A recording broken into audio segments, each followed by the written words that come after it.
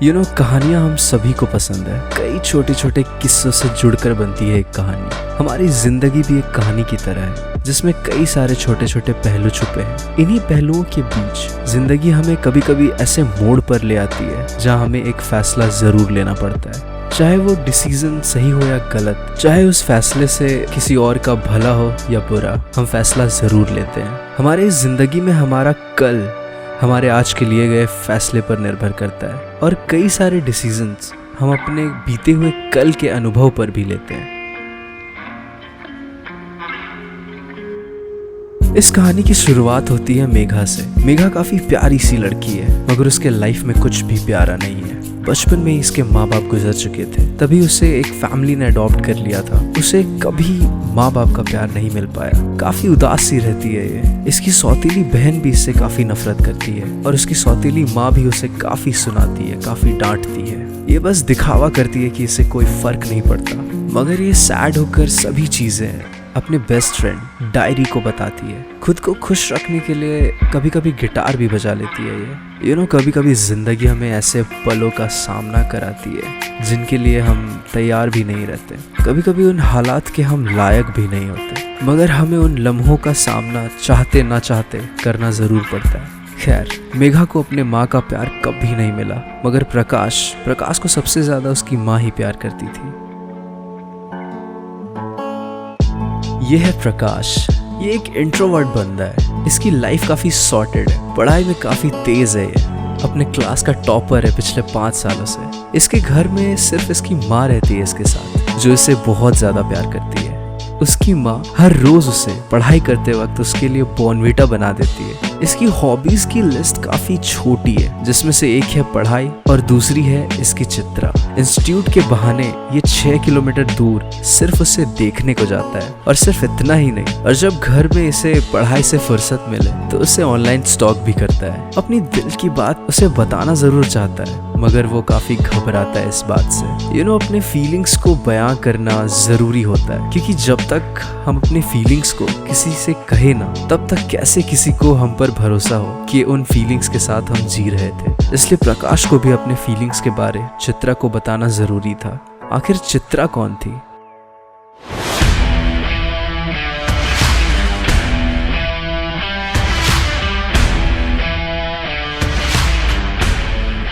चित्रा काफी बिंदास लड़की है, एक्सट्रीमली एक्सट्रोवर्ट। इसकी पहली प्रायोरिटी ये खुद है। फीमेल फ्रेंड्स से ज्यादा इसके मेल फ्रेंड्स हैं। रिलेशनशिप और इसके बीच दूर दूर तक कोई कनेक्शन नहीं है। रियल लाइफ में ये जितनी रूड है, उससे कई ज्यादा ब्रूटल उसकी गेमिंग है। Arcade game, open world games का इसे बहुत शौक है। शराब का इसे कुछ खास शौक नहीं है, मगर सॉफ्ट ड्रिंक्स इसे बेहद पसंद है। ड्रम्स बजाने का भी शौक रखती है ये। काफी लड़के इसे अप्रोच जरूर करते हैं, मगर ये सिंगल रहना ज्यादा प्रेफर करती है। वैसे कहते हैं ना, जिंदगी में हमें लोग काफी मिलते हैं, मगर किसे रखना है और किसे नहीं, ये हम पर निर्भर करता है। उसी तरह हमें अपने लाइफ को संभालना है या बिगाड़ना, ये भी हम पर ही डिपेंड करता है, वरना हम भी बंटी की तरह बन जाते हैं।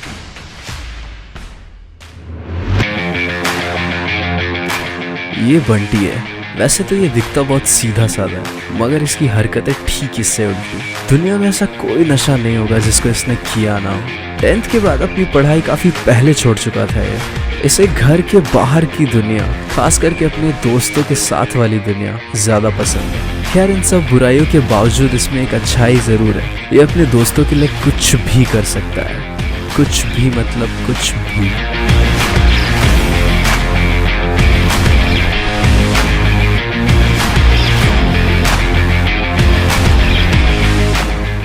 ये हमारे लाइफ की एक सच्चाई है। बचपन का दोस्त इतना खास नहीं बन पाता जितना वो इंसान बन जाता है जो अपने साथ बैठकर 4 बार शराब पी ले।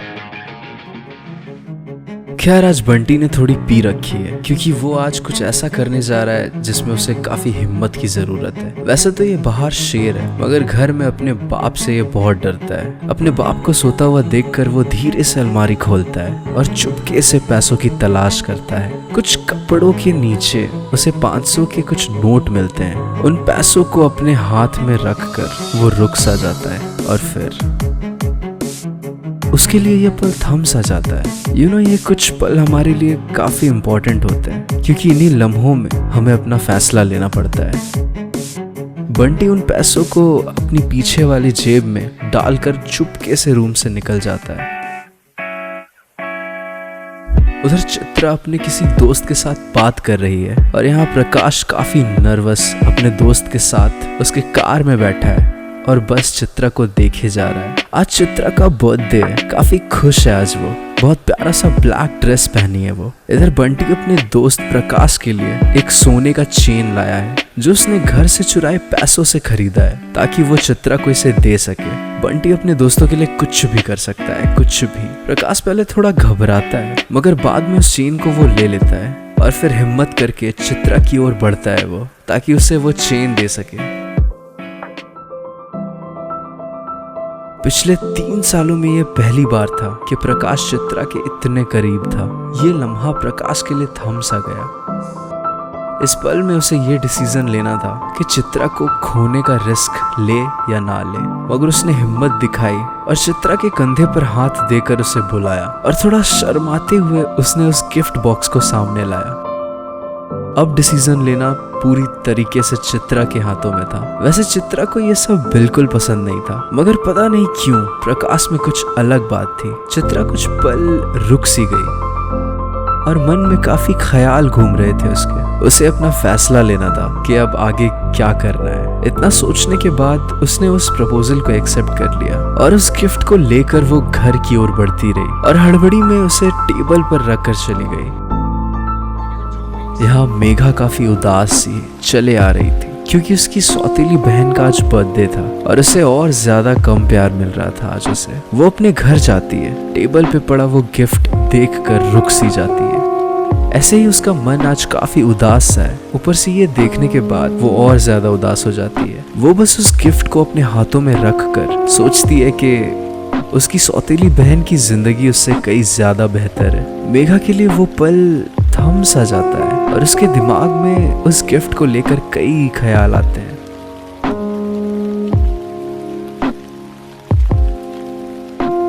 इतना सोचने के बाद वो एक डिसीजन लेती है कि उस गिफ्ट को रखने का हक सिर्फ मेरा है और बस उस गिफ्ट बॉक्स को लेकर वो वहां से निकल जाती है।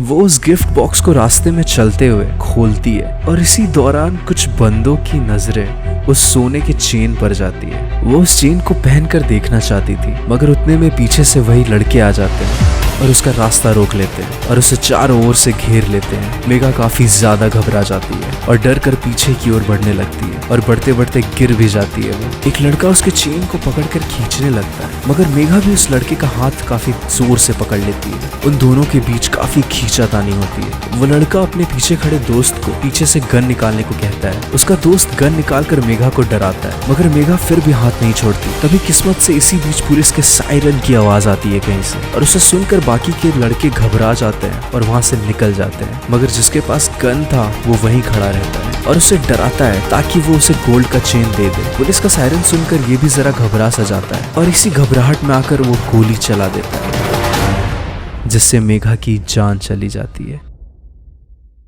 उस हेलमेट के पीछे का जो चेहरा था वो किसी और का नहीं बल्कि बंटी का ही था।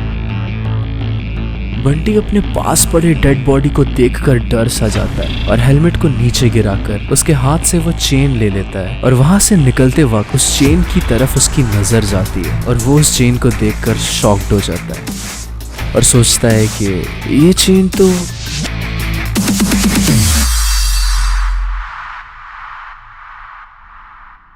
वैसे इस कहानी में डिसीजन का कितना बड़ा रोल था। अब सोचिए, अगर बंटी ने पैसों को ना चुराया होता, अगर चित्रा ने प्रकाश का प्रपोजल ना अपनाया होता, अगर मेघा ने उस गिफ्ट को ना लिया होता और अगर प्रकाश ने चित्रा को वो सोने का चेन ना दिया होता तो आज शायद मेघा की जान बच जाती। इससे हमें ये सीखने को मिलता है कि सभी चीजें एक दूसरे से जुड़ी होती हैं, बिल्कुल डेस्टिनी की तरह। और हमारा डेस्टिनी हमारे लिए गए डिसीजंस पर निर्भर करता है। जिंदगी हमें ऐसे मोड़ पर ले आती है कभी कभी जहां हम हालात को समझ नहीं पाते, मगर उन हालातों में भी हमें सोच समझ कर फैसला लेना चाहिए। ये कहना जायज होगा कि सभी चीजें हमारे बस में नहीं होती, मगर हमारा फैसला लेना या ना लेना ये पूरी तरह से हम पर निर्भर करता है। जैसे इस कहानी से कुछ समझना या ना समझना ये आपका डिसीजन है।